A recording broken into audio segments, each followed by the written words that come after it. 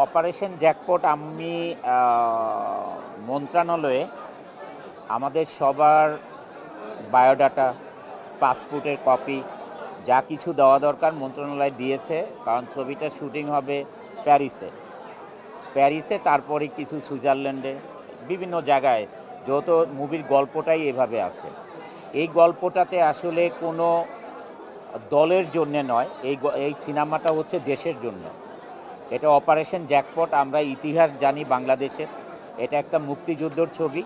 আর মুক্তিযুদ্ধে আমরা সাধারণত যেই ধরনের ছবি নাটক প্রথম থেকেই দেখে আসছি, এটা আমরা জানি এটা একটু ভিন্ন ধরনের, যেহেতু এটা নো কমান্ডো যারা, সাবমেরিনার কমান্ডো যারা, তাদেরকে নিয়ে এই ছবিটার গল্পটা ডিফারেন্ট। এই ছবিটা যখন রিলিজ হবে তখন সবাই এক বাক্যে বলবে যে আসলে এটা কোনো দলের ছবি না, কোনো পলিটিক্যাল মুভি না, এটা বাংলাদেশের জন্যে এই ছবিটা নির্মিত হচ্ছে। এবং এই ছবিটা একটা ইতিহাস হয়ে থাকবে, অপারেশন জ্যাকপট।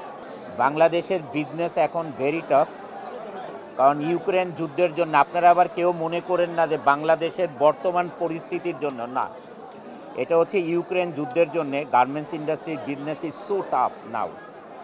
কারণ হরমুজ প্রণালী দিয়ে যে ভেসেল যেত, এটা আমেরিকা যেত 35 দিন, আর ইউরোপে যেত হচ্ছে ম্যাক্সিমাম 26 দিন।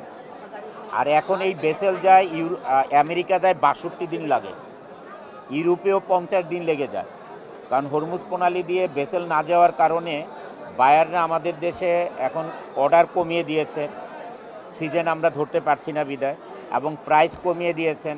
তা আমি চাই না যে আমাদের যে কর্মসংস্থান আছে, 12,000 লোক কাজ করে, এই কর্মসংস্থানে কোনো সমস্যা হোক, এই কারণে আমি ম্যাক্সিমাম এখন বিজনেসে ফোকাস দিই। আর রমজান মাসটা আমি আসলে সকাল থেকে যদি বলি ভোর 4টার থেকে শুরু হয়, 4টায় উঠি, আলহামদুলিল্লাহ তাহাজ্জুদ নামাজ পড়ি, বেতের নামাজ পড়ি, তারপরে কিছু একটা খাই সেহারিতে, তারপরে ফজর নামাজ পড়ে ঘন্টাখানিক শুয়ে থাকি বা 2 ঘন্টা, তারপরে 1 ঘন্টা এক্সারসাইজ করি। এখন আর হেভি এক্সারসাইজ করি না, যেহেতু রোজার দিন।